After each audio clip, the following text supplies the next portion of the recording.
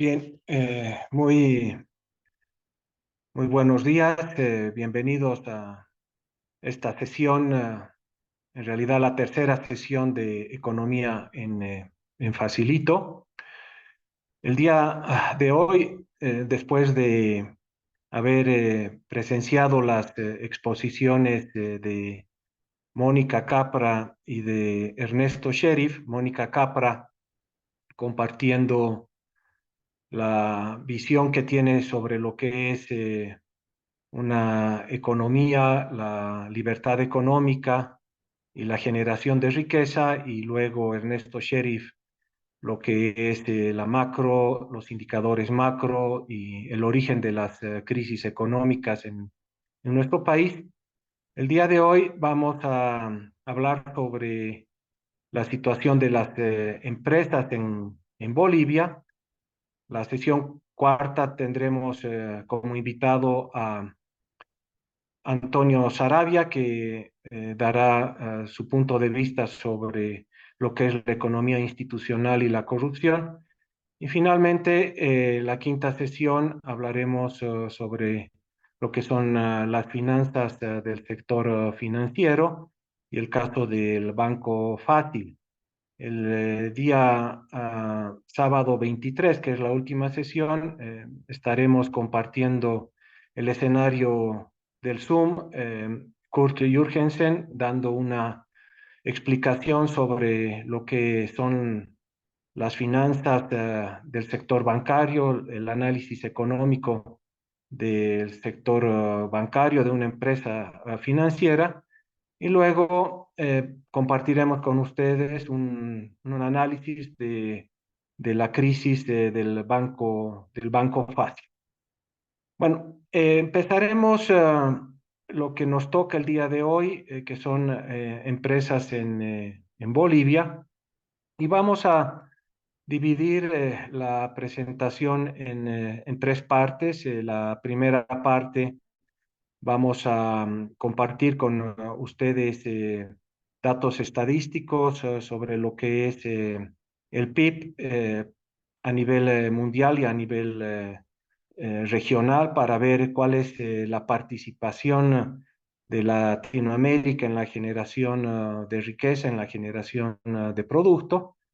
Luego, la idea en realidad es una curiosidad que he tenido, y es ver qué importancia tienen las empresas, hablando del mundo como un todo, en la generación de riqueza, y ver el mismo análisis para el caso de Bolivia, es decir, cuál es el aporte de las principales empresas en la generación de riqueza. ¿Será un alto porcentaje? ¿Será un bajo porcentaje?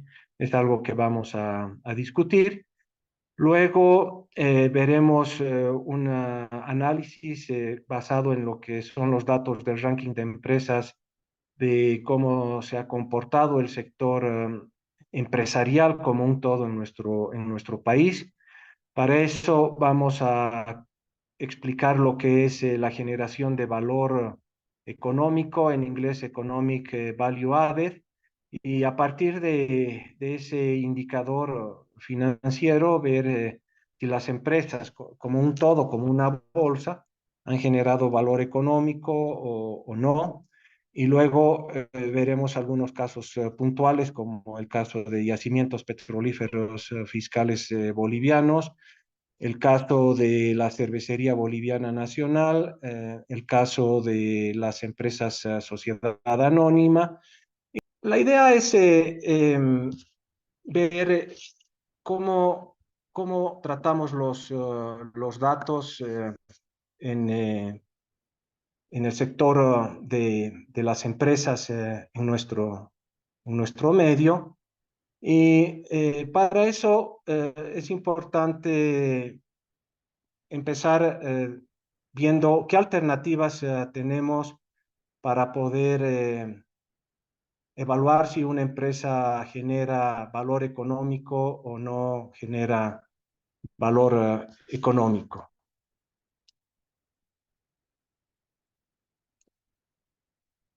El indicador que vamos a utilizar para ver esto es el Economic Value Added. Y el Economic Value Added, al final, lo que nos muestra es si la inversión que hace una persona, un inversionista, genera el retorno esperado. Entonces, déjenme, por favor, compartir aquí una metodología que se utiliza en Nueva Economía para poder recolectar los datos y luego ver con los datos ya procesados si las empresas en nuestro medio han generado valor económico añadido. Uno de los, eh, una de las dificultades que se tiene en nuestro medio para poder procesar y visualizar la información es la recolección de datos. Y las fuentes que hemos utilizado para recolectar los datos son múltiples, pero son datos completamente oficiales. Hemos recurrido a las auditorías de las empresas, hemos recurrido a la información que antes presentaba una empresa, ahora es otra institución. Hemos recurrido a la ASFI y en realidad son muchas las dificultades que se tienen para poder consolidar una base de datos. Entonces acá ustedes podrán ver, para poder tener la información y poder tener datos y interpretaciones sobre la misma, la primera etapa es la recolección de datos que hemos desarrollado ya desde hace varios años atrás. En realidad, el ranking de empresas que se publica en Nueva Economía tiene más de 15 años y esa información la hemos recolectado y la tenemos en series de datos. Una vez que tenemos los datos, el segundo desafío es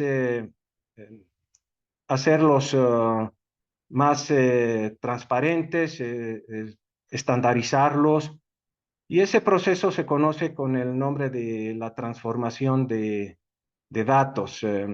Lo que se hace es estandarizar los datos en millones o en miles. Nosotros hemos utilizado para la presentación del día de hoy los datos en dólares americanos, de tal manera que no existan ruidos en el manejo de los datos. Una vez que ya se tienen los datos, ya se tienen datos procesados o limpios, lo que se hace es un modelo y con el modelo de datos podríamos ya visualizar los datos a través de dashboards y luego interpretar. ¿Qué es lo que hemos visto a lo largo de todo este proceso? A lo largo de todo este proceso hemos visto que las empresas más importantes del país tienen una participación relativa muy importante en la generación del Producto Interno Bruto. Si comparamos, por ejemplo, el nivel de actividad económica a través de lo que son las ventas de las empresas con el Producto Interno Bruto en los años 2014 al 2021, que son los años en los que hemos podido procesar la información, podemos ver que la participación de las empresas, de las principales 100 empresas en nuestro país, es, es muy alta, es alrededor del 60 al 80%. Eh, por ejemplo, el año 2014, las empresas más importantes de Bolivia, entre ellas hay algunas como estatales como Yacimientos Petrolíferos Fiscales Bolivianos, otras como no estatales como la Cervecería Boliviana Nacional, la Coca-Cola, etcétera. Son 100 empresas, las vamos a ver posteriormente. Han tenido un nivel de ventas el año 2014 de 26 billones de dólares. Y el Producto Interno Bruto ha sido de 33 billones de dólares. ¿Esto qué muestra? Esto muestra que en la generación del producto participan, en la generación más importante del producto, la mayor parte del producto, participan no muchas empresas, son pocas empresas en nuestro medio las que generan un porcentaje muy importante del Producto Interno Bruto. ¿Qué es lo que ha ido pasando a lo largo de los años? El Producto Interno Bruto, según estadísticas del INE, ha ido creciendo, ha pasado del año 2014 al 2015, seguía bueno en 33 billones de dólares, el año 2016 33,94, el año 2017 37, el 2018 40 billones, y así hasta el 2021 40,41 billones de dólares. Estamos utilizando la unidad de billones, que son 9 ceros, es decir, en términos de millones sería de 40.000 millones de dólares. Si analizamos las ventas de las empresas, de las 100 empresas más importantes, que son las que medimos en el ranking, lo que se ha observado es una caída en las ventas de 26 billones el año 2014, que ha sido un año excelente para la economía, no solamente del país, sino también de las empresas. Ha habido una caída del nivel de actividad de las empresas, pasando de 26 a 22 el año 2015, del 2015 al 2016 de 22 a 19, y el porcentaje medido en términos del Producto Interno Bruto se ha ido reduciendo. Y aquí tal vez hay una primera pregunta que me gustaría que ustedes vayan pensando, y es ¿cómo podemos explicar el crecimiento del Producto Interno Bruto de Bolivia utilizando los datos del INE, que ha crecido a una tasa de más o menos del 3%, 2,9% anual, si la actividad empresarial ha decrecido a una tasa promedio anual del 2,8% al año? Esa es una primera pregunta que me gustaría que podamos debatir, que podamos llevarlo a nivel de un conversatorio para entender qué es lo que pudo haber pasado con la economía, de tal manera que por un lado se vea el crecimiento del Producto Interno Bruto, pero por otro lado se vea un decrecimiento de la actividad económica. Adelante, Marco.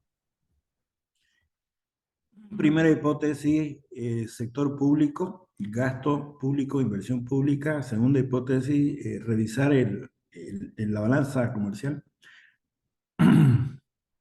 Porque en la balanza comercial, indudablemente, habría que ver las exportaciones de materias primas, ¿no? Que no necesariamente y en gran medida no participa el sector privado empresarial.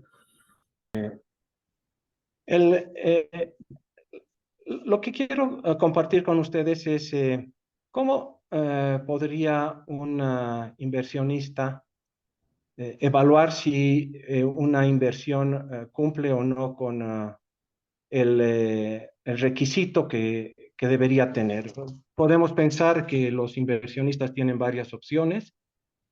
Hay una opción que podemos decir es una opción libre de riesgo. El inversionista puede invertir en un título valor que no tiene riesgo, y podemos pensar que esta opción es un título valor de un banco, en este caso del Banco Central de Bolivia, en el que la persona que invierte va a recibir un retorno fijo y seguro. La otra opción que tiene el inversionista es, bueno, destinar su dinero en algo que no se sabe con certidumbre qué retorno va a tener. Pensemos en una empresa y en ese caso lo que debería exigir el inversionista es un retorno que sea igual a la tasa libre de riesgo más un margen por asumir riesgo. En nuestro medio, la tasa libre de riesgo la podemos calcular o la podemos pensar alrededor del 7%, que es la tasa que paga un bono del Banco Central de Bolivia. Entonces, bajo este supuesto, el retorno que debería esperar un inversionista por destinar su dinero en una empresa por año debería ser algo más algo más del 7%.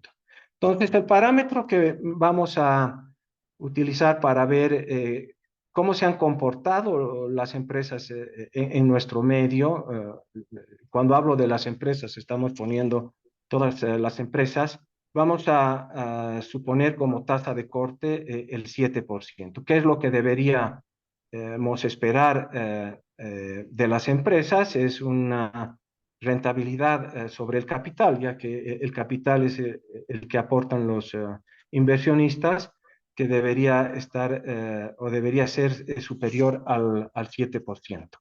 Entonces veamos qué ha pasado veamos qué ha pasado en las empresas de nuestro país.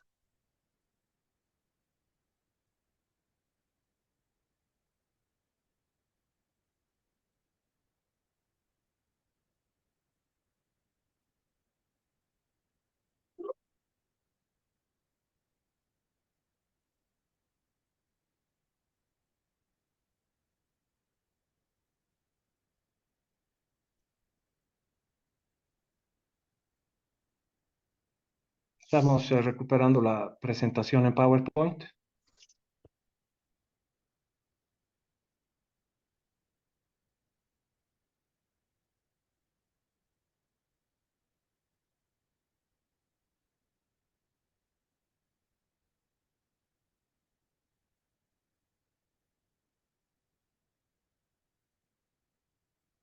Ok, aquí tenemos las, los datos de 100 empresas. ¿Qué empresas las hemos, las hemos utilizado, hemos considerado? Como les decía, son empresas del sector público, del sector privado, algunas sociedades anónimas. Y veamos cómo se han comportado las variables financieras. Aquí tenemos el periodo 2014 al 2021, los activos productivos. ¿Qué son los activos productivos? Los activos productivos son todos aquellos activos que se utilizan para llevar adelante un proceso comercial, un proceso productivo. El año 2014, el valor de los activos productivos de las 100 empresas era de 61 billones de dólares. Vamos a simplificar. Y el año 2021, el valor del activo productivo de las 100 empresas tomadas como un todo fue de 81 billones de dólares. ¿Qué es lo que ha pasado a lo largo de estos últimos años? A lo largo de estos últimos años, el crecimiento promedio anual de los activos productivos ha estado alrededor del 4% anual. ¿Cómo se han financiado? Bueno, aquí alguna descripción adicional de los activos productivos de las 100 empresas más importantes. Lo que ha crecido de mayor manera en estos últimos años ha sido el activo corriente. Ha pasado de 34.000 millones de dólares a 50.000 millones de dólares el año 2021. Y el activo no corriente, que podríamos decir son los activos de largo plazo, el equipo, la maquinaria, la infraestructura, ha crecido a una tasa inferior del 2.6%. Esto podría suponer un comportamiento de todo el sector empresarial algo adverso al riesgo, ya que han privilegiado el crecimiento del activo de corto plazo o no corriente. Eso en cuanto al activo. Bueno, el activo, como ustedes saben, se financia a través de deuda y a través de capital. Y que podemos ver, hay una persona que está con el audio activado, no sé si lo puede silenciar, por favor, Mariela. ¿Cómo se ha financiado ese activo? Entonces, volvamos atrás. El activo productivo ha pasado de 61 a 81 billones de dólares. ¿Y qué ha pasado con el pasivo? ¿Qué ha pasado con la deuda?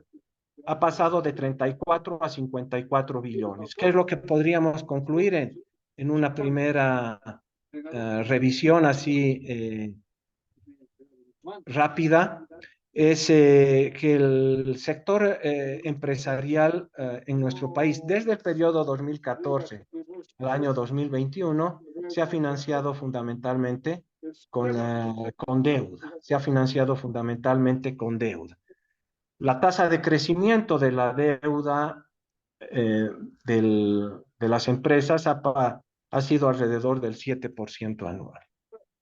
En cuanto al patrimonio, ¿qué es lo que ha pasado? El patrimonio es el aporte de los socios al financiamiento de los activos productivos. Prácticamente no ha variado desde el año 2014 al año 2021. ¿Eso qué quiere decir? Quiere decir que la tasa de crecimiento ha sido muy cercana a cero. En este caso, la tasa calculada ha sido del 0.4%. Ustedes pueden ver en el gráfico el comportamiento del nivel de patrimonio desde el año 2014 al año 2021.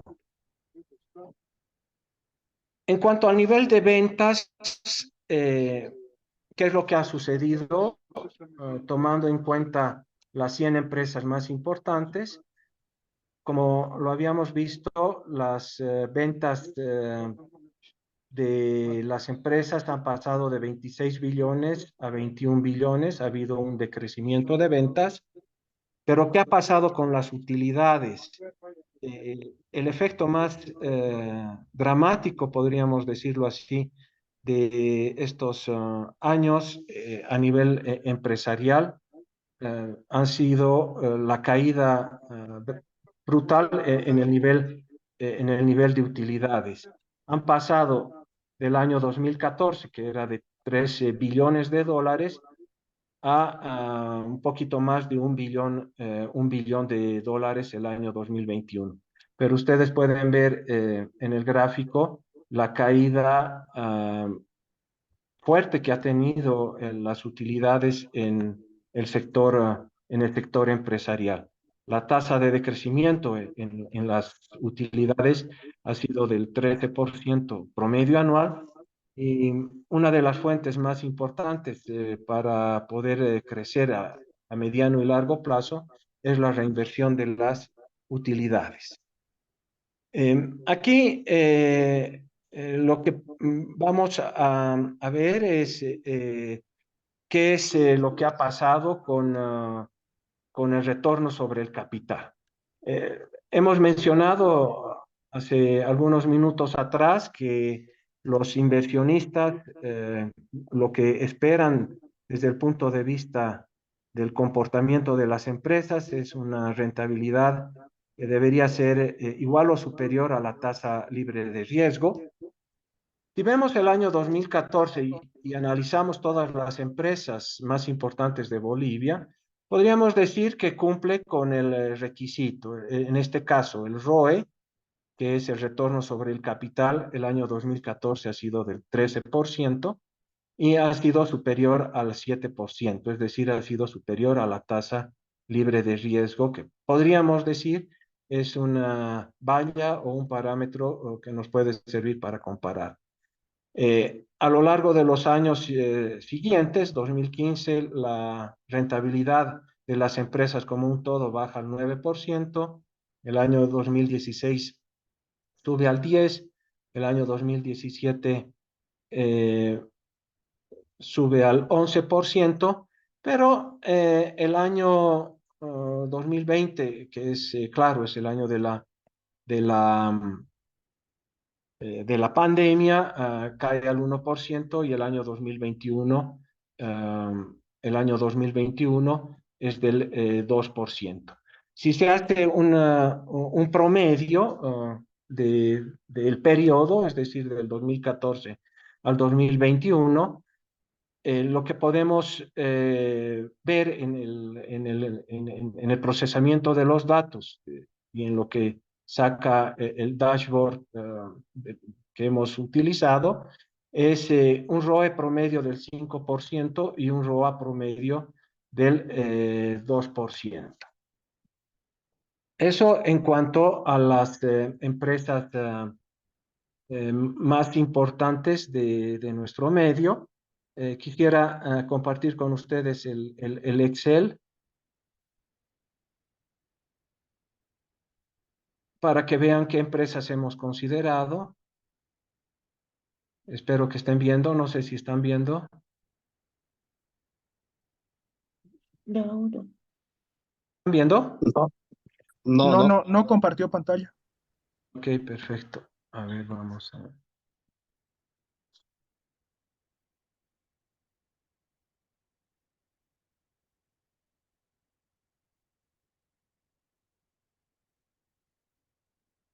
¿Ahora sí? Sí, Sí, Sí. Ok. ahora sí. Bien, lo que les decía dentro de los datos, se han medido el comportamiento de todas estas empresas que están en, en, en pantalla, ¿sí? Entonces son más o menos 100 empresas. Eh, los resultados obedecen al proceso que hemos mencionado, es un proceso de Business Intelligence, y el ROE promedio en el periodo 2014 al 2021, donde hay empresas de todo tipo societario y con casas matrices en varios departamentos, sobre todo en Santa Cruz y La Paz, es del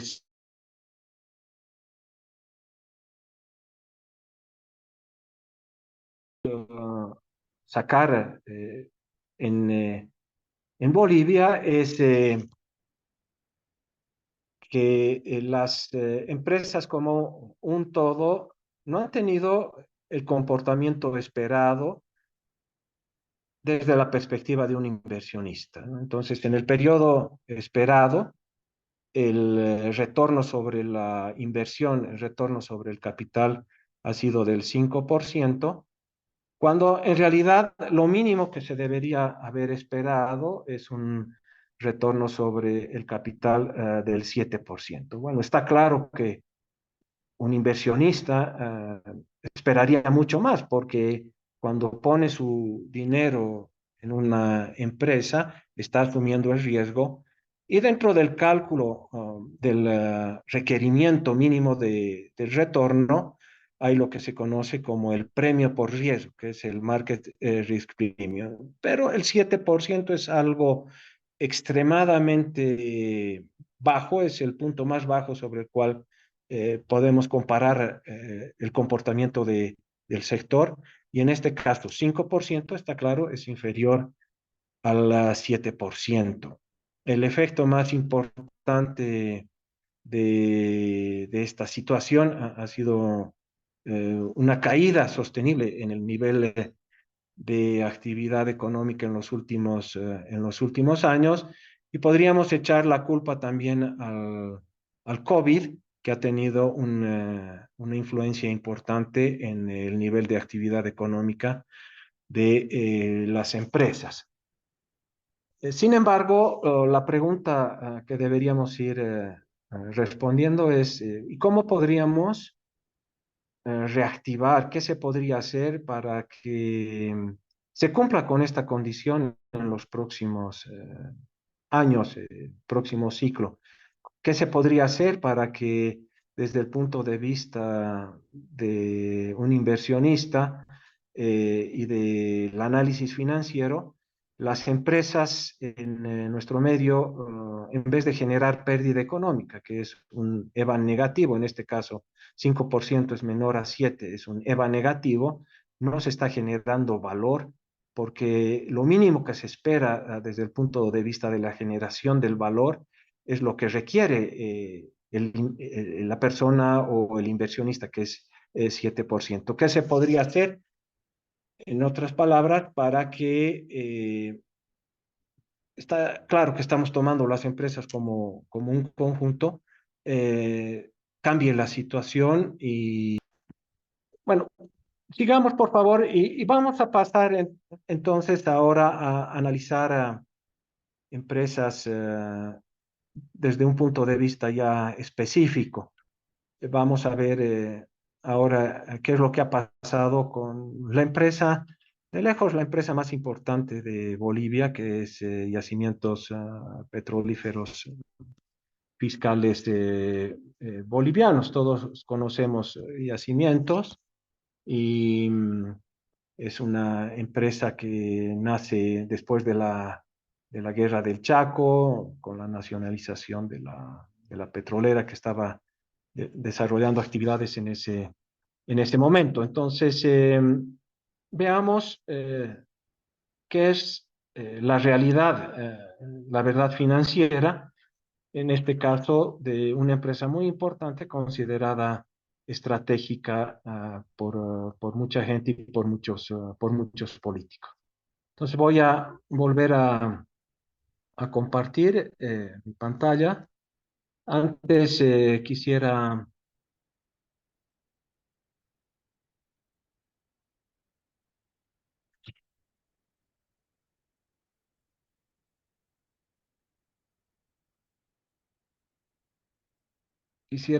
que veamos unos segundos. Me avisan si están viendo la página de la misma empresa Yacimientos. Esta es.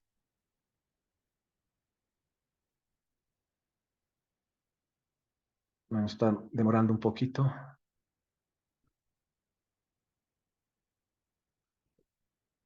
Vamos a volver a compartir.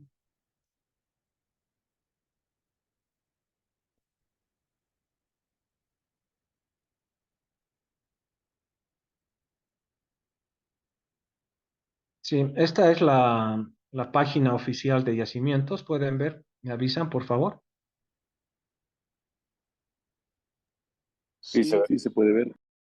Quisiera que tomen atención a la visión de, en este caso, de la empresa. Es una corporación estatal de hidrocarburos en la que es pilar fundamental del desarrollo de Bolivia, reconocida por su modelo de gestión, un modelo de gestión eficiente, rentable, transparente, con responsabilidad social y presencia internacional. Es decir, el elemento clave del plan estratégico o de la estrategia misma de la empresa es hacer de Yacimientos una empresa competitiva, si no, no tiene sentido la presencia internacional, y de gestión eficiente y rentable. Eso es lo que vamos a verificar si se cumple con la visión corporativa, revisando revisando los datos. Entonces, ahora vamos a volver a la presentación.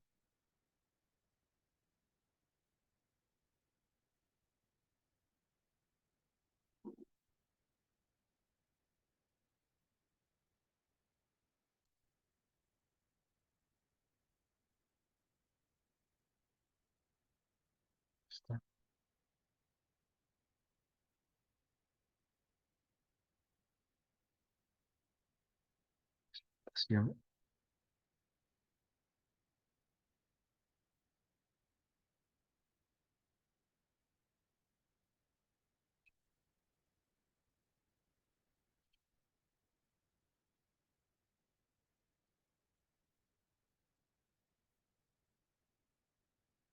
Entonces ahora vamos a ver el caso de yacimientos. Les decía, la empresa más importante de lejos en Bolivia.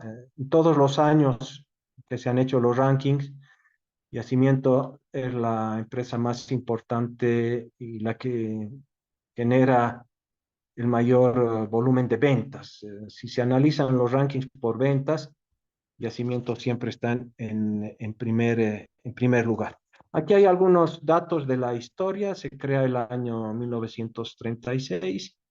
Bolivia nacionalizó en ese año la Standard Oil. El año 1937, después de la Guerra del Chaco, se promulga la Ley de Hidrocarburos y se establece la propiedad estatal de los yacimientos y el monopolio de la explotación, refinación y comercialización. El año 1952 es la reforma agraria y hay una mayor intervención estatal en la economía. El año 69 es una segunda nacionalización de la Gulf Oil Company. El año 1985 Bolivia cambia de modelo macroeconómico, donde se da más importancia al mercado y se ajusta al Estado. El año 1996 hay la ley de capitalización. La empresa se divide en varias subsidiarias. En 2006 hay una nacionalización. Y el año 2014 al 2023 hay una caída evidente en el nivel de producción de reservas y del impuesto IDH, que es clave para el financiamiento de los gastos del sector público.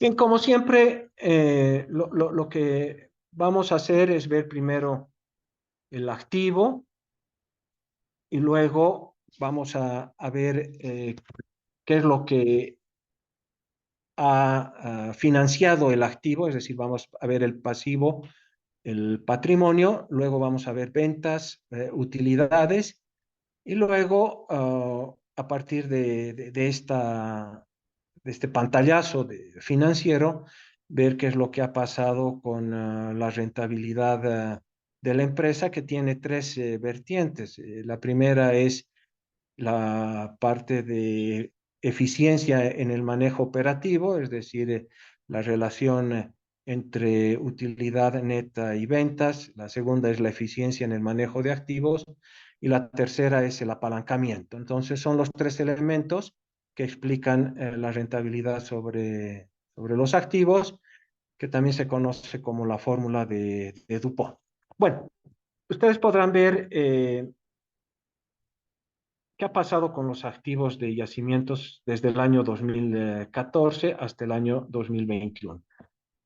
Los datos están en dólares americanos y para simplificar vamos a suponer que 9 dígitos es billones, ¿sí? Entonces, en este caso, el año 2014, la empresa contabilizaba en sus estados financieros 14 billones de dólares. Y a lo largo de los años, del 2014 al 2021, el activo productivo ha decrecido a una tasa del 1%, anual. Actualmente el activo productivo es de 13 billones y más o menos, comparando con el 2014, ha habido una caída de 1 billón de dólares. la pregunta es, en una empresa de crecimiento, ¿qué es lo que se espera? Lo que se espera es un fortalecimiento, una vigorización de los activos productivos. Eso es lo que se debería esperar de una empresa que está con buenas perspectivas. Analizando el activo en activo corriente, ¿qué es el activo corriente? Bueno, el activo corriente es todo aquello que debería liquidarse o debería morir o debería transformarse en un periodo inferior al año. Entonces, normalmente se consideran activos circulantes los inventarios, por ejemplo, en empresas manufactureras, o el mismo capital de operaciones o otro tipo de activos se consideran como activos circulantes. Es lamentable ver en algunas empresas, por ejemplo, inventarios que tienen una duración superior a los 12 meses, superior al año. En ese caso, lo que se puede suponer es que es una empresa que no está vendiendo.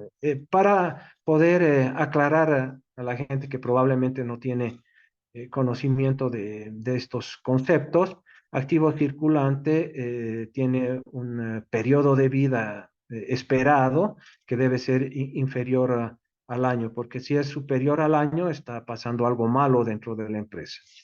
Y activo no circulante son los activos fijos, la infraestructura, los edificios, etcétera. Y lo mismo, esperamos que este tipo de activos tengan una duración superior a un año.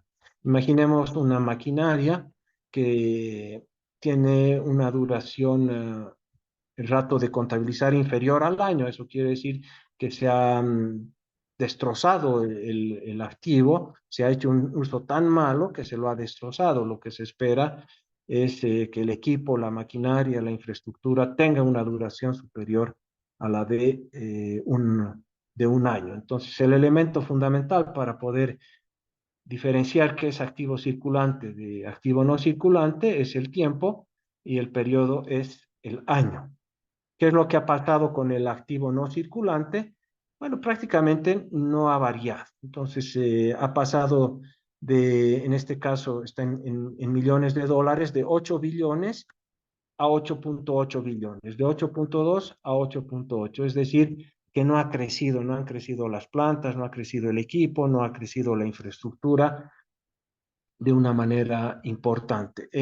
Y los activos circulantes, en este caso, sí han decrecido, bueno, han decrecido las inversiones, han decrecido los inventarios.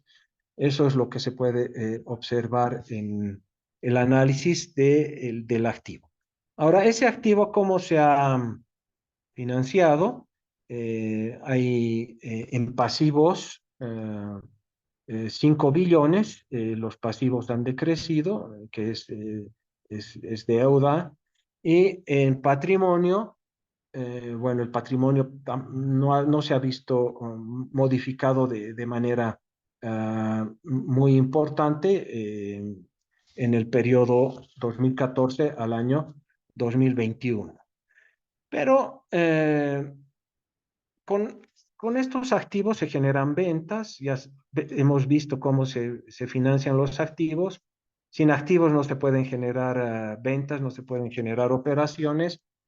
Y en el caso de yacimientos, lo que se ve es una caída brutal del año 2014 al año 2015 y años posteriores. Si bien desde el 2015 al 2019 ha habido una pequeña recuperación, la recuperación está muy por debajo de la actividad económica o de la actividad comercial que tenía Yacimientos el año 2014. Entonces, el año 2014 es un buen año para analizar qué es lo que ha pasado con las empresas, no solamente estatales, sino también privadas, porque ha sido un año realmente bueno y que debería haberse mejorado, pero en realidad lo que se observa es que en el caso de yacimientos es una caída dramática en términos de ventas. ¿Qué es lo que se observa en los datos? El año 2014, una venta por exportaciones, por el mercado interno y bueno, otras actividades de 9 billones de dólares. Y eso el año 2015 cae a 6, el año 2016 es un pésimo año, cae a 3, y se mantiene más o menos entre 4 a 6 billones. En el periodo de análisis, Yacimientos ha generado una actividad por ventas, ingresos por casi 50 billones de dólares y la tasa de crecimiento ha sido del menos 8% promedio anual. Pero bueno, aquí viene lo importante y es ver qué ha pasado con las utilidades. Lo que hacemos para el análisis de la empresa es comparar la utilidad que genera la actividad, en este caso petrolera, y compararla con la inversión. Hemos visto que el patrimonio de la empresa está alrededor de 8 billones y respecto a ese valor es que vamos a comparar la utilidad. ¿Qué ha pasado con las utilidades? Pasan de 1.2 billones a prácticamente menos de 200 billones en casi todos los años. Si calculamos una tasa de decrecimiento del 25%, es algo completamente inaceptable.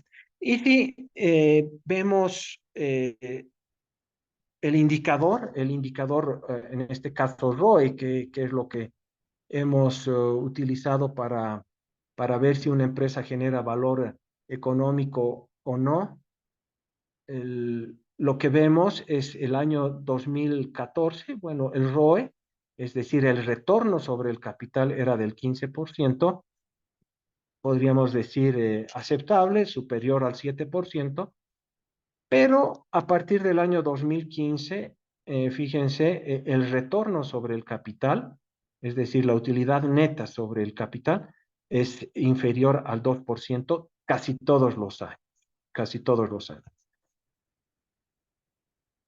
Veamos qué es lo que ha pasado desmembrando este ROE en tres componentes: en el margen sobre ventas, en rotación y en apalancamiento.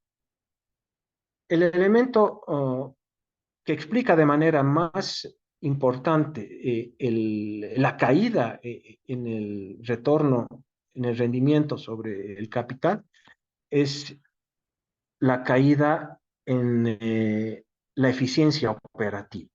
El año 2014, la utilidad neta sobre ventas era del 13% y luego, fíjense, cae por debajo del 3%. ¿Esto qué implica? Esto implica que la eficiencia con la cual se administran los activos, fíjense, los activos de la empresa es muy mala. De hecho, la visión de la empresa era de ser una empresa, además de competitiva a nivel internacional, una empresa eficiente. Y si uno analiza qué es lo que pasa con estos indicadores de eficiencia, sobre todo el ROA, que es el rendimiento sobre los activos, es decir, cómo se usan los activos de la empresa, un gerente lo que usa son los activos de la empresa, es prácticamente inaceptable porque en algunos casos, aquí está redondeado, el rendimiento de la empresa es prácticamente del 0%.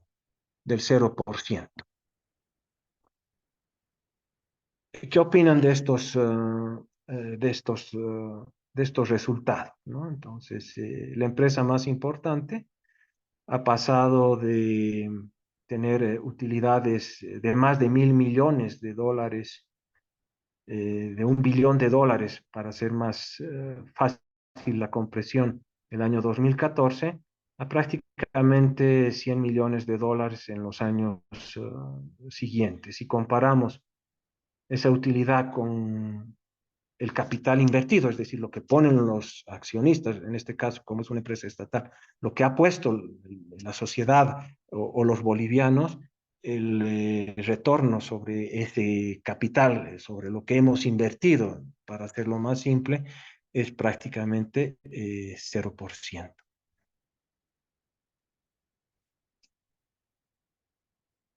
Adelante, Marco. Mire, yo hace bastante tiempo me hago una pregunta y usted nos va a ilustrar qué pasa con países más avanzados como Estados Unidos, qué sé yo, los países del norte de Europa. Pero a mí me parece eh, muy imprudente en un país como Bolivia dejar en manos de una sola empresa la explotación de nuestros recursos naturales. Y claro, aquí viene un conflicto ideológico, ¿no?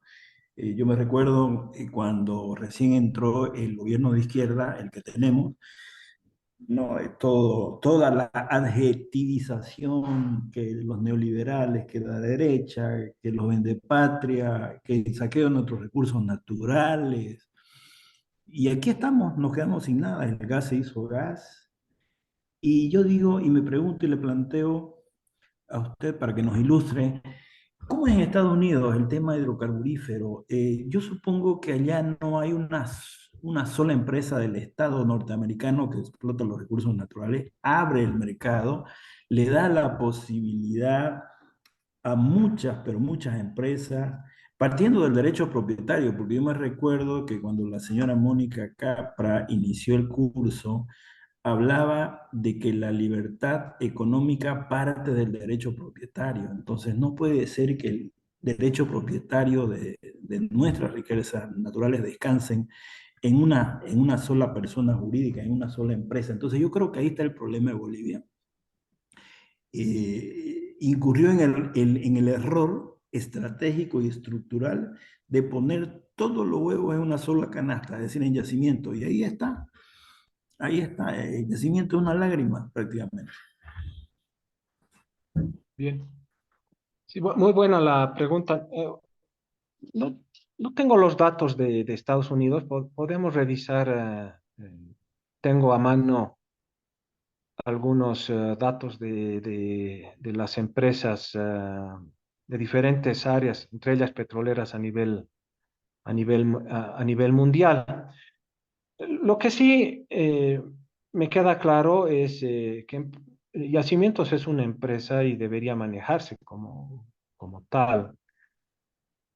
Ahora, desde el punto de vista de los accionistas, que es algo que tiene la empresa que responder, tiene que responder a los shareholders, a los stakeholders, pero los shareholders lo que esperan es que la actividad que se la delega a un gerente, la actividad y la responsabilidad de administrar los activos, porque en realidad, ¿qué tienen los gerentes bajo su responsabilidad? Activos, activos circulantes, hemos visto lo que ha pasado con los activos circulantes, hemos visto que ha pasado con los activos no circulantes, los activos fijos, y en realidad lo que hemos hecho es delegar a una administración que administre esos activos. Y la administración de esos activos ha arrojado una rentabilidad muy por debajo del 7%. Entonces, hemos utilizado, puede ser objeto de discrepancia o de observación o de debate el 7%, pero hemos utilizado el 7% como parámetro para decir, estás arriba, generas valor económico añadido, generas un EVA, Economic Value Added, o estás por debajo del 7%. Y en el caso de yacimientos, el EVA está por debajo, no un año, no solo el 2020, no el 2021, está por debajo del 2% desde el año 2015 y nadie dice nada, nadie hace nada. Y eso que es la empresa estratégica más importante de Bolivia y de la que depende, de la que dependen los bonos, bono, bono de vejez, el bono solidario, un bono Juancito Pinto, un montón de bonos que ahora están en riesgo de desaparecer porque no hay forma de financiarlo. Adelante, Diego.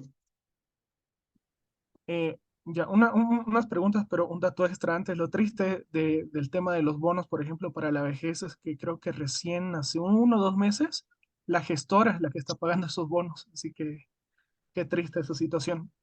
Y Ujú. ahora mis preguntas.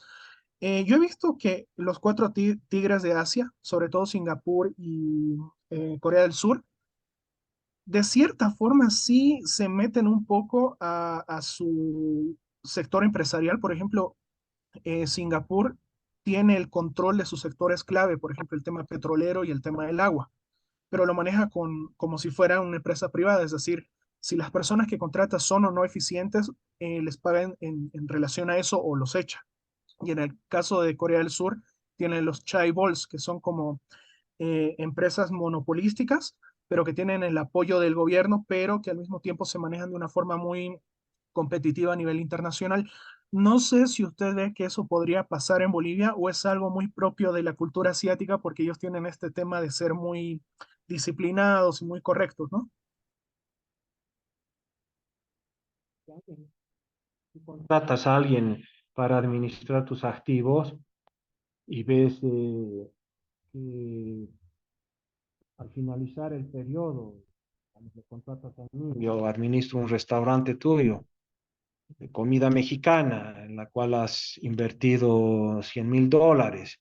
Y yo al final del periodo te digo, he hecho un gran trabajo, he desarrollado estas innovaciones y al final tú me vas a decir, bueno, ¿cuál es el resultado final? Yo te digo, bueno, al final los $100,000 que tú has invertido, yo he generado una utilidad neta de $2,000. ¿Qué vas a hacer conmigo? No se ha perdido dinero, ha habido una utilidad de $2,000, correcto. Pero desde el punto de vista de la eficiencia y de lo esperado, lo mínimo que tú esperabas es que esos $100,000 te generen 7,000. Porque si tú hubieras puesto esos $100,000 en un título libre de riesgo, hubieras recibido 7,000. En cambio, producto del trabajo que yo he desarrollado, solo he podido generar 2,000. Entonces, desde esa perspectiva, he sido bueno, he sido malo, he sido pésimo, porque en vez de generar un EVA positivo, es decir, un Economic Value Added que sea igual o superior a la tasa libre de riesgo, he generado un retorno, una rentabilidad sobre el capital de solo 2%. Es importante este concepto financiero porque nos permite ver cómo se ha comportado, cómo ha sido el desempeño del gerente, ¿no? Cómo ha sido el desempeño del administrador. Ahora, claro, en Corea, en estos países, es completamente lógico si un administrador, un gerente que administra los activos no genera lo que espera el accionista, que no es 7%, es mucho más, porque hay un riesgo que uno asume al invertir. Además, hay tiempo, hay preocupaciones. Entonces, podríamos decir que en realidad, y aquí estoy haciendo una simplificación riesgosa, en realidad la tasa mínima de rentabilidad que debería esperar un inversionista en nuestro medio debería ser superior al 20% por el riesgo país, por el riesgo sectorial, por el riesgo implícito de invertir, por el tiempo que uno le dedica como inversionista a revisar los datos, a asistir a reuniones, debería ser, desde mi perspectiva, 20%. Pero claro, en este caso estamos haciendo suposiciones heroicas y hemos elegido como punto de, de, de análisis o como punto de división la tasa libre de riesgo del 7%. Bueno, alguien me preguntaba, muchas gracias por las preguntas, ¿cómo están las cosas en el resto del mundo? Y bueno, aquí voy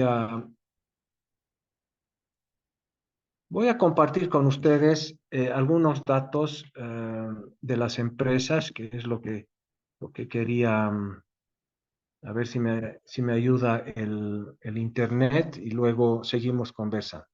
No sé si están viendo mi pantalla.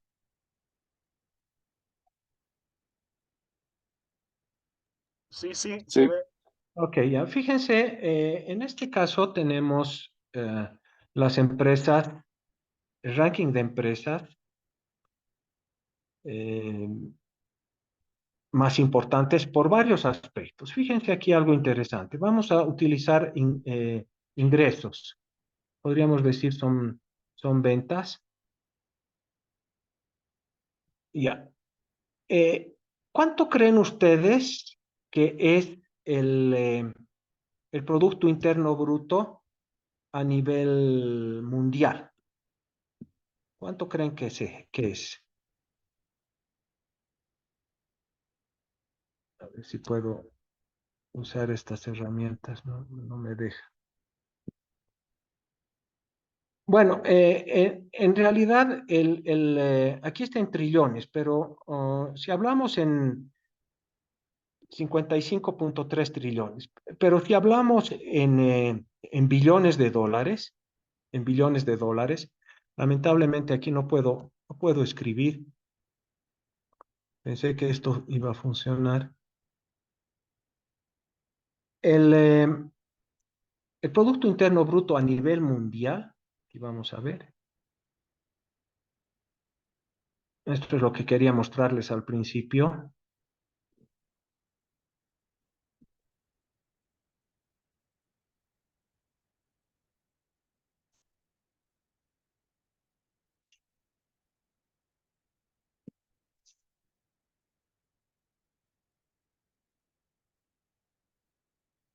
Es desde el año 1960 al año 2022. Aquí fíjense, es de 100.000 billones, de 100.000 billones. Aquí abajo van a ver los países, y para qué, para que me crean, esto está en millones de dólares corrientes, ¿ya? Están todos los países, y Bolivia, ustedes saben mejor que yo, aquí está Bolivia, tiene 43.000 millones, pero si hablamos en billones con B de burro, es 43 billones de dólares. Ahora, cuando uno ve todo el mundo, el Producto Interno Bruto de todo el mundo, donde se suman todos estos países,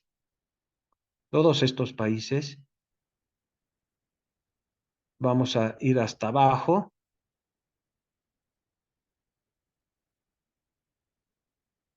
Espero que me estén siguiendo. Hay muchos países, están casi todos los países del mundo, menos Corea y Cuba. Es 100.000 billones, ¿ya? Este es 100.000 billones.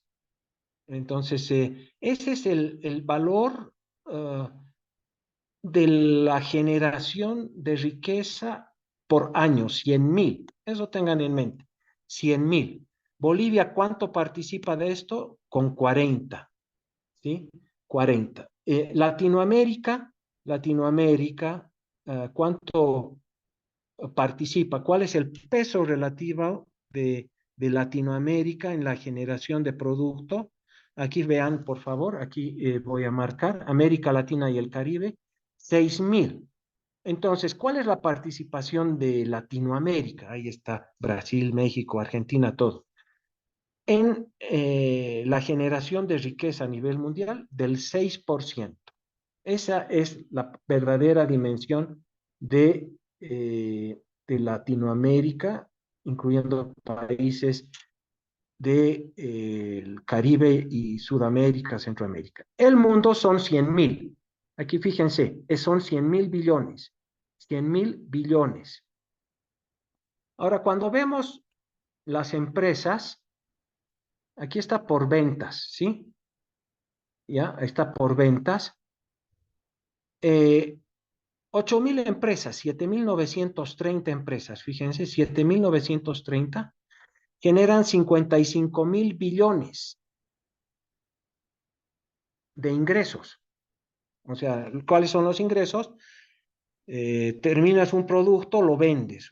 Ofreces un servicio, te lo compran, lo vendes. Entonces, eso es las ventas, ¿no? Pero eso también es el producto de una economía.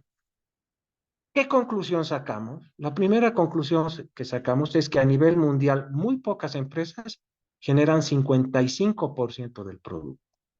55% del producto. Ahora, eso es por ingresos, por capitalización, ni qué decir. ¿Qué empresas están ahí? Bueno, son empresas que se han creado hace un poquito más de 20 años. Amazon.com se crea el año 1997 con Jeff Bezos. Walmart se crea el año 1959 con, no me acuerdo el nombre, Joe Walmart creo que es. Si seguimos bajando, vamos a encontrar a Microsoft, vamos a encontrar Google, que se ha creado también a finales de los 90. Es decir, son empresas que se han creado hace menos de 40 años, algunas hace menos de 20 años. Ahora, en el caso de Bolivia, las empresas más importantes son empresas que tienen más de 100 años. La CBN tiene más de 100 años. El año 1886 se funda la CBN. Yacimientos se funda el año 1936. Entonces hay como un elemento diferente a nivel mundial. Las empresas que más aportan son empresas que tienen menos de 40 años y a nivel de Bolivia son empresas que tienen más de 40 años, ¿no? Entre ellas también la INTI y otras empresas. Aquí tenemos lo que ustedes mencionaban, empresas del sector petrolero, a ver si podemos ver datos de rentabilidad. Bueno, podemos ver ganancias, pero no hay datos de rentabilidad, pero tenemos Saudi Aramco, es petrolera, Petrochina, generan ventas que son superiores a 460 billones de dólares. Es decir, por ejemplo, Amazon.com tiene ventas de 538 billones de dólares. Eso es más de 10 veces el Producto Interno Bruto de Bolivia, ¿no? Y es una empresa que la ha creado Jeff Bezos el año 1997. Apple, bueno, todos tienen conocimiento de lo que es Steve Jobs, Steve Wozniak.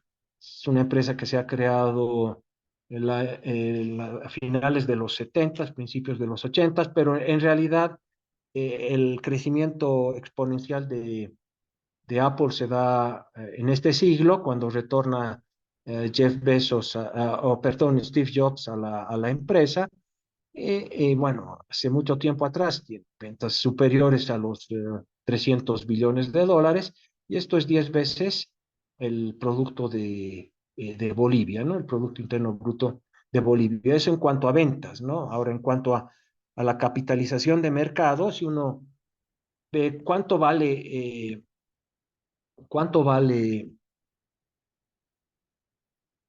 Apple en el mercado, cuál es el valor de mercado, es de 2.785 billones de dólares, ¿sí? 2.785 billones de dólares. Bueno, lo que aquí podemos encontrar es que la verdadera generación de riqueza está en la capacidad que tienen la gente joven, los emprendedores, de hacer empresa, ¿no? Lo mismo Microsoft nos hace pensar en Bill Gates y cuál es el valor de la empresa si se quisiera rematar o venderla, es de 2.483 billones de dólares. Esto es más de lo que produce Brasil en un año, mucho más de lo que produce Brasil en un año en términos de Producto Interno Bruto. Veamos el caso de Brasil, por ejemplo, para que no nos queden dudas. ¿Cuál es el Producto Interno Bruto del Brasil? No sé si están viendo mi pantalla, Sí, sí. pero fíjense, el Brasil acá tiene 1.920 billones de dólares. Ese es el valor del Producto Interno Bruto de todo Brasil. Y una sola empresa, Microsoft o Apple, tiene un valor de mercado que es más grande. De ahí creo que debe interesarnos analizar qué es lo que está pasando con las empresas en Bolivia. Bien, continuemos con el análisis. Creo que había alguna pregunta. Bien, continuemos con el análisis y veamos otra.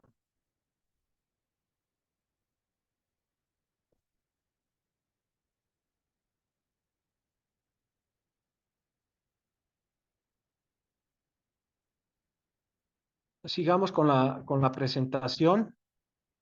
Caso CBN. Bueno, todos ustedes saben qué es la CBN.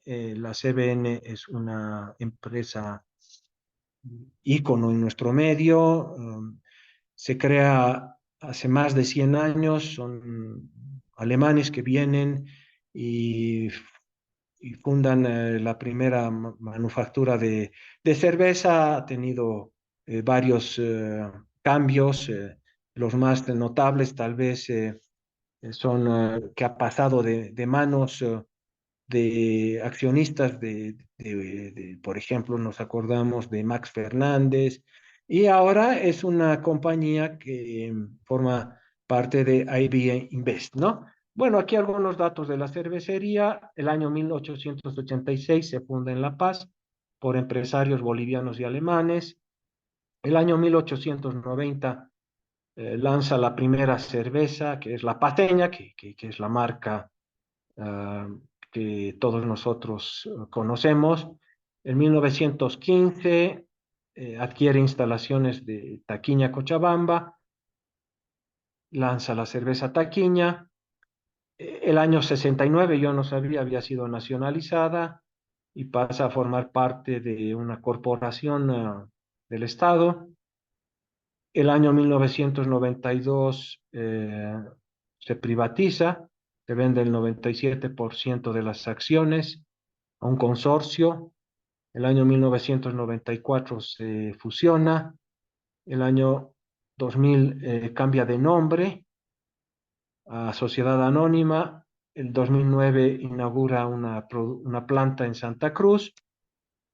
El año 2020 enfrenta desafíos económicos por el COVID.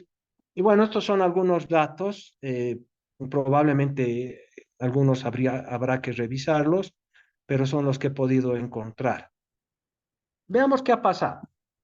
Ustedes saben muy bien que el activo es lo que genera actividad. Sin activos no se puede hacer absolutamente nada, y de hecho el aporte más importante de los inversores es en activos, activos productivos, circulantes y no circulantes, es decir, activo fijo y activo de corto plazo. Sin eso no puede operar una empresa. Entonces, en cuanto a activos, aquí estamos en millones de dólares. Podemos ver que no ha crecido mucho el activo de la empresa, ¿no? Ha pasado de 628 a 650. En términos de la moneda norteamericana, ha crecido en 22 millones de dólares, que desde mi punto de vista no es un gran crecimiento, y de alguna manera podría decirnos que existe cierta susceptibilidad de parte de los inversionistas para invertir, en este caso, en una empresa que van a ver ustedes, es completamente envidiable desde el punto de vista del retorno de la inversión. Entonces, aquí ven ustedes el comportamiento de los activos. Hay una caída importante. El 2020 debe ser producto del COVID. Podríamos imaginar que esta caída se debe en buena parte a una afectación del activo circulante, y luego se recupera el 2021. Próximamente vamos a tener ya los datos actualizados al 2022 y voy a compartir con ustedes esta información. Bueno, ¿qué ha pasado con el activo no corriente? Fíjense aquí algo muy preocupante.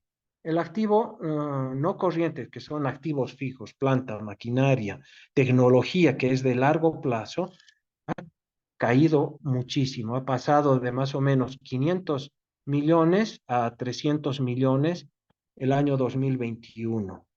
Eso preocupa porque cuando uno confía en la región, en el entorno económico, invierte pues en activo fijo, ¿no? El activo fijo es el activo que representa mayor riesgo, pero también es el que genera mayor perspectiva de actividad en el mediano y largo plazo.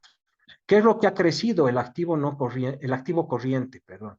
¿Qué es el activo corriente? Aquello que podemos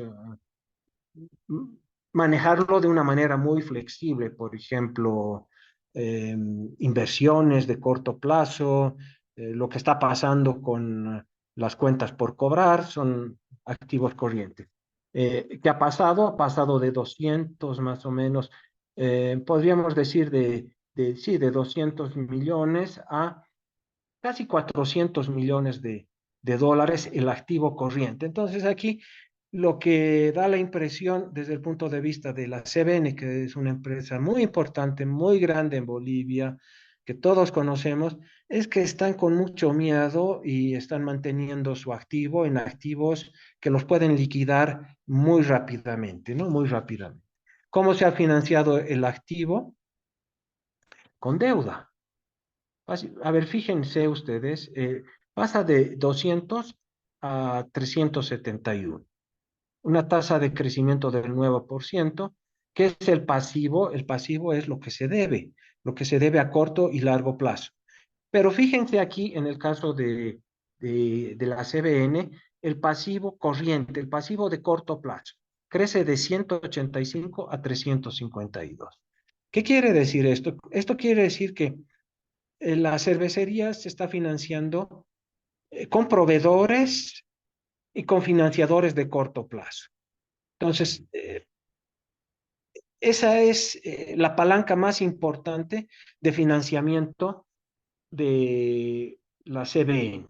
En cuanto a pasivo de largo plazo, no ha pasado nada. Ha pasado de 14 a 19, ha bajado a 17 y está en 20. Pasivo de largo plazo, podríamos considerar algunos préstamos financieros de largo plazo, si se ha financiado con bonos o con el sector bancario. Prácticamente el pasivo no corriente o de largo plazo no ha variado.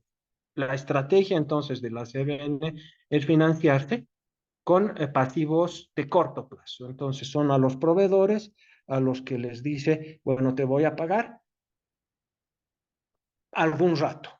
Y ese algún rato puede ser tal vez te voy a pagar de aquí a 8 meses, ¿no? De aquí a 9 meses, de aquí a 12 meses. Entonces, de esta manera está financiando su activo productivo, que puede ser, no sé, elementos que tiene que adquirir para poder producir la cerveza, como levadura, no sé, como algunos hongos, etc. El patrimonio ha decrecido. ¿Eso qué muestra? Esto muestra que hay accionistas que quieren salir de Bolivia y han pedido que se les devuelva sus acciones de tal manera que la misma empresa, en este caso la misma cervecería, ha ido liquidando a los accionistas.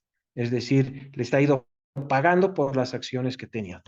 ¿Qué muestra eso? Muestra mucha desconfianza, a pesar de ser una empresa muy grande que tiene mucho mercado, La gente ya no quiere formar parte de los accionistas.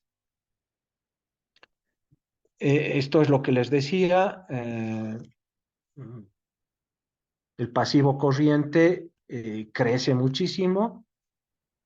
El pasivo no corriente no pasa nada, no varía, y el capital, en vez de crecer, decrece mucho, ¿no? Es porque hay alguna susceptibilidad de parte de los accionistas. Ventas, en los últimos años, desde el 14 al 2021, ha generado ingresos por 3.7 billones de dólares, 3.709 millones de dólares. El año 2014 ha vendido 370 millones de dólares. El año 2015 crece mucho, pero se estabiliza a 500 millones de dólares por el COVID baja. Y el año 2021 recupera, fíjense acá, recupera sus ventas. Podríamos decir que las ventas el común denominador de las ventas está alrededor de los 500 millones de dólares. ¿Qué pasa con las utilidades? Son más o menos de 226 millones, ¿sí? Y bajan por el COVID a 42 millones, pero se recuperan en el 2021. Comparen las utilidades respecto al patrimonio. ¿Cuál es el patrimonio? Vamos a volver atrás. Fíjense ustedes, un patrimonio de 278 millones. Eso es lo que yo pongo. Ese patrimonio de 278 millones me genera el año 2021 120 millones, cerca al 50%. El año 2014 la utilidad es 226 millones y el patrimonio era 429. ¿Eso qué quiere decir? Eso quiere decir, yo he puesto 400 y el año 2014 de esos 400 he recibido 200. ¿Cuánto es 200? El 50%. ¿Cuánto es el ROE? El ROE es 53%. Entonces, fíjense ustedes, colegas, qué tan envidiable es el retorno sobre la inversión de esta empresa.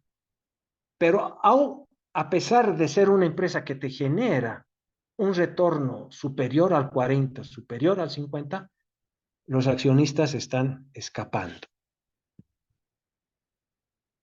La pregunta es ¿por qué? Aquí tenemos ya un cuadro resumen. El promedio del ROE es 46%, el promedio del ROA es 28%.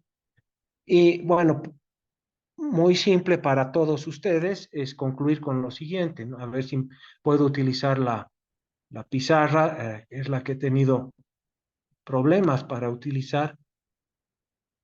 Eh, bueno,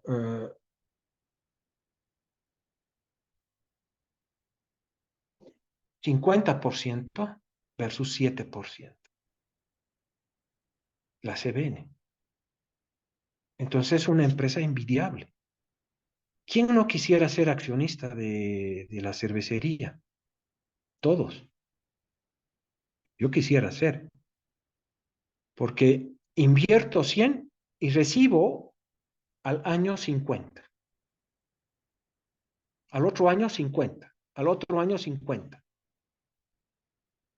Y eso en realidad son dividendos que se reparten entre los accionistas.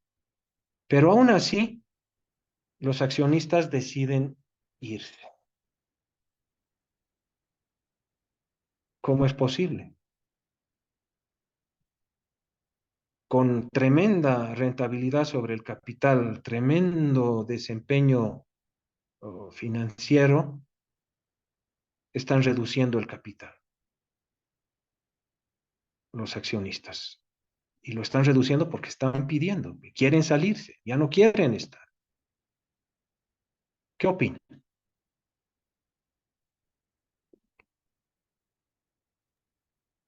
Supongo que tiene que ver con la inestabilidad constante, sobre todo en los últimos años, y la baja seguridad jurídica también.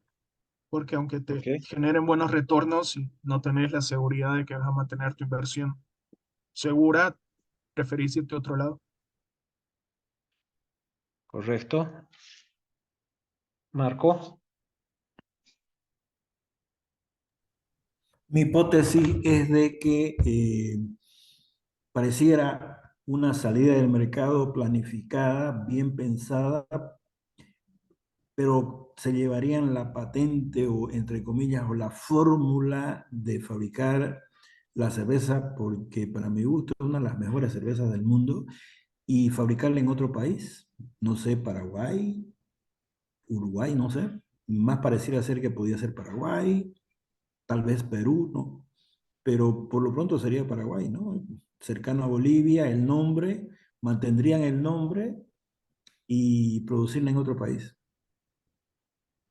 es lo que tal vez contaba Ernesto, ¿no? Con esta industria princesa, que en realidad ahora existe el museo, pero la actividad productiva se la hace en Chile y acá lo único que se hace es envasar los productos manufacturados, la harina, no sé, los procesados de harina.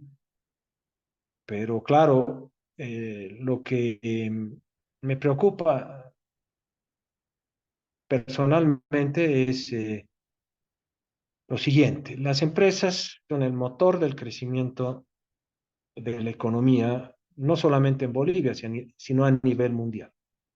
Lo que he podido evidenciar con los datos son empresas, pocas empresas, pero empresas importantes, las que generan a nivel mundial más del 55% del producto. En Bolivia se replica esa situación. Son pocas empresas, 100 empresas, que son las que tabulamos, las que medimos, las que las monitoreamos paso a paso durante todos los años. Tenemos datos del 2014 al 2021. Y lo que se ha visto es que estas empresas están perdiendo interés por invertir en Bolivia. Los activos casi no han crecido. Y si han crecido, se han financiado con pasivos. Los inversionistas no arriesgan su capital. El patrimonio, colegas, de todas las empresas ha pasado de 26 billones a 27 billones. Es decir, que el hombre, el que invierte, solamente ha arriesgado uno en estos últimos 8 años de datos. ¿Cómo se han financiado las empresas? Se han financiado con deuda. La deuda ha pasado, como han visto ustedes, de 34 a 54. Los activos han pasado de 61 a 81. De 34 a 54 son 20 billones. De 61 a 81 de activos son 20. ¿Cuál ha sido la fuente de financiamiento de las empresas? Las AFPs. ¿Qué hacían las AFPs? Las AFPs invertían los recursos de la vejez en los bancos y los bancos, para darle movimiento, prestaban a las empresas grandes. Ahora, ¿qué va a pasar? Ese financiamiento del crecimiento de los activos se va a ver limitado. ¿Por qué? Porque las AFPs ahora van a financiar gasto. Y si esa es la situación y los inversionistas definitivamente no van a arriesgar su capital, la caída en el nivel de actividad que yo puedo prever para el sector empresarial es mucho más acelerada en los próximos años. Entonces, se vienen, desde mi punto de vista, años muy complicados para la generación de riqueza, pero también para la generación de oportunidades de empleo. ¿Dónde van a trabajar los jóvenes? Si no hay actividad empresarial que sea relevante, la actividad empresarial se está achicando. Adelante, Diego. Una Adelante, luego. consulta. ¿Usted ve coherente que en los próximos años Bolivia intente convertirse en un paraíso fiscal en toda regla, que compita con Paraguay en temas de, por ejemplo, allá tienen ay, no me acuerdo cómo se llama, un modelo que es específico para industrias? Si uno invierte X cantidad de dinero y contrata X cantidad de personas, solo paga el 1% de IVA durante X cantidad de años y el impuesto a la ganancia es de 8 a 10%, o sea, es una ganga. Y, por ejemplo, para el tema de inversión, el mayor ejemplo sería Panamá, digamos, ¿no? Que el capital circula libremente con muy bajos impuestos. ¿Usted ve coherente que en algún punto Bolivia opte por un modelo así o quizá no? Bueno, la respuesta es, lamentablemente, en nuestro medio y desde hace muchísimo tiempo, se ve al empresario, al emprendedor, al hombre de empresa como una amenaza, como un explotador, como alguien que se apropia de la plusvalía de los trabajadores, cuando en realidad es el que genera oportunidades de empleo y buenos salarios. Entonces, imagínense ustedes los salarios que gana la gente que trabaja en Facebook o la gente que trabaja en Zoom. Estamos utilizando Zoom en este momento y Zoom en este momento factura cerca de 30 billones de dólares, cerca de lo que es el PIB, tiene un valor de mercado de 100 billones de dólares, 3 veces lo que es Bolivia. ¿Cuánto ganan la gente, los ingenieros de sistemas que trabajan en Zoom? Deben ganar al año 300.000 dólares, al mes deben ganar 30.000 dólares, 40.000 dólares. Entonces la pregunta es, ¿quién genera el salario del trabajador? Es el empresario,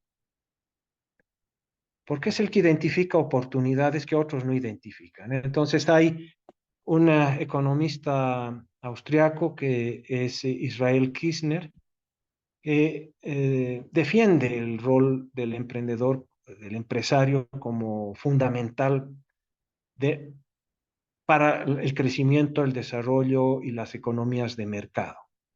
Pero en nuestro medio y en otros medios también, se ve al empresario como el explotador, el que se apropia del salario del trabajador para volverse rico, y como es un Lucifer, es un diablo que se apropia, hay que expropiarle, hay que quitarle. Entonces, en nuestro país tenemos experiencias lamentables de ciudadanos que hace bloqueos, que amenaza con quemar emprendimientos del área turística, por ejemplo, cerca al Salar de Uyuni.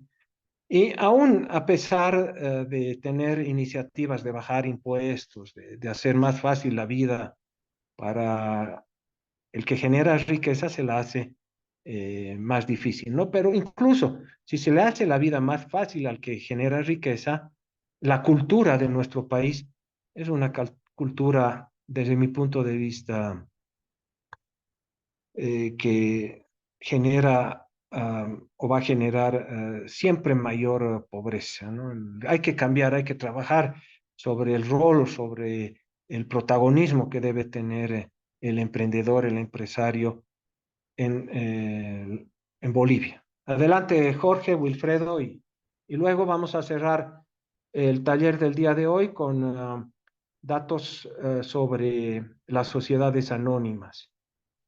Bueno, gracias por la palabra.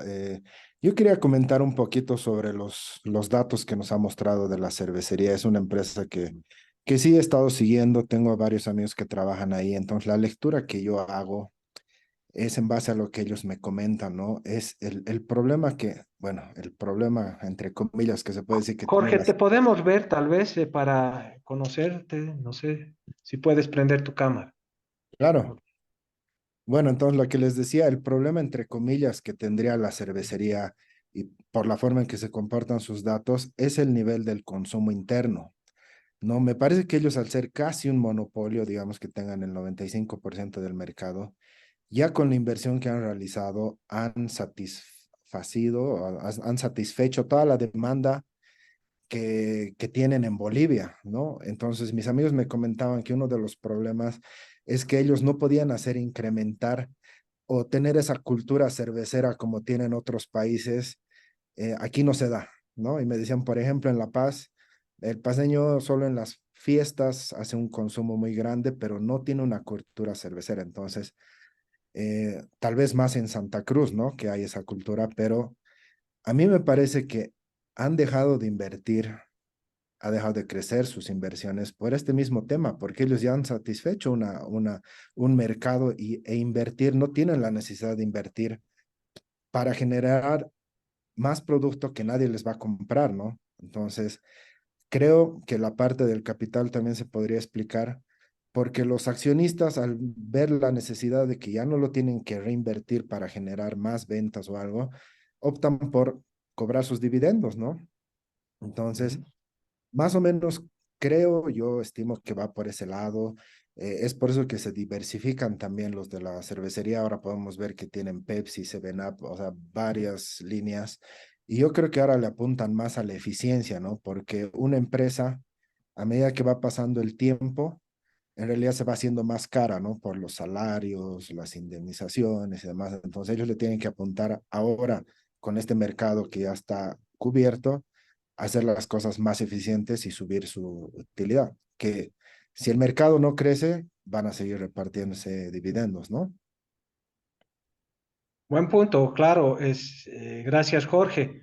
Estás aclarando las dudas que podrían haber surgido a cualquiera de nosotros y de hecho a mí me aclaras el hecho de observar que desde el 2015 hasta el 2019 las ventas de la cervecería se han mantenido puntitos más, puntitos menos, alrededor de 500 millones de dólares. No ha habido ni crecimiento ni decrecimiento. Entonces, un mercado, como tú bien lo mencionas, que no necesariamente es cervecero como el americano o el alemán, que creo que desde que nacen toman cerveza en la mamadera los alemanes.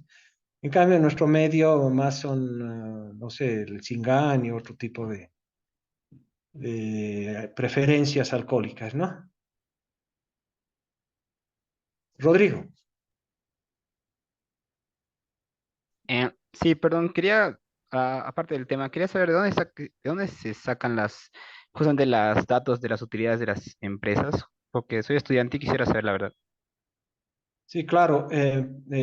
Rodrigo, en realidad, como les he explicado, la empresa donde trabajo desde hace más de 20 años que publica los rankings de las empresas más importantes.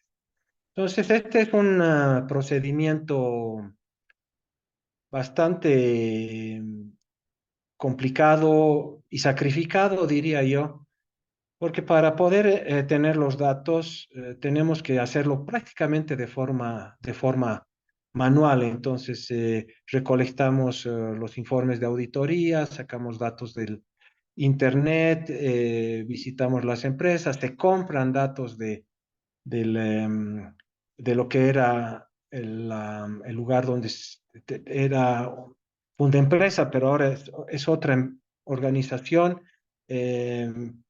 Ahí están los datos, se adquieren los datos. Esos datos los recibimos, los almacenamos y los depuramos, que sería la parte de limpiar la información para tener recolección, procesamiento, modelación y visualización. Entonces, todo este proceso que estoy mencionando se conoce como el Business Intelligence, ¿no? Entonces, en el Business Intelligence tú recolectas los datos, depuras los datos, generas bases de datos limpias, estandarizadas, creas modelos y con esos modelos puedes lograr resultados de visualización, que son los dashboards que ustedes han visto en la pantalla, y luego viene la interpretación.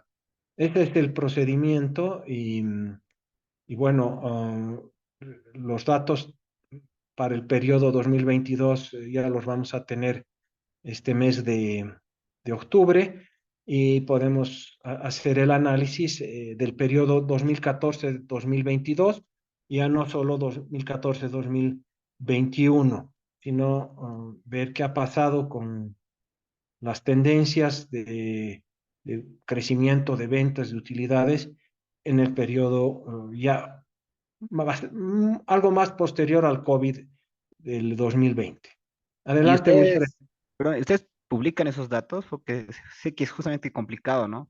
Para muchas investigaciones también. Nos quería saber si ustedes Sí, publican claro. los datos que recolectan. Sí, sí, claro, se publica y yo les voy a compartir el ranking del 2022 en el grupo que tenemos. Sí, muy buen día, Guido. Bueno, un placer estar en en esta discusión acerca de empresas que, bueno, bolivianas, ¿no? Las más importantes. Bueno, lo que tal vez quería hacer de conocer, comentar en sí, es en general, en el caso de las empresas, la afectación en la inversión. Un parámetro muy importante también es el riesgo país, ¿no? Y solo como comentario, ¿no? O revisando en realidad los datos. Eh, en abril de esta gestión estaba en 2000 puntos el riesgo país para Bolivia. Ya a julio, este dato baja a 900 puntos.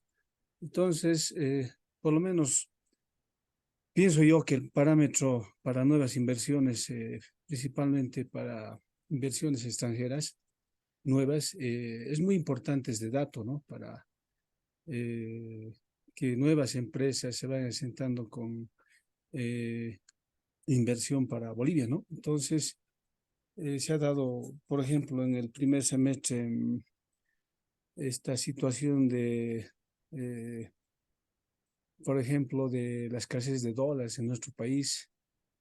Y en general yo pienso que este indicador, como es el riesgo país, tiene mucho que ver con la inversión, con las nuevas inversiones en realidad.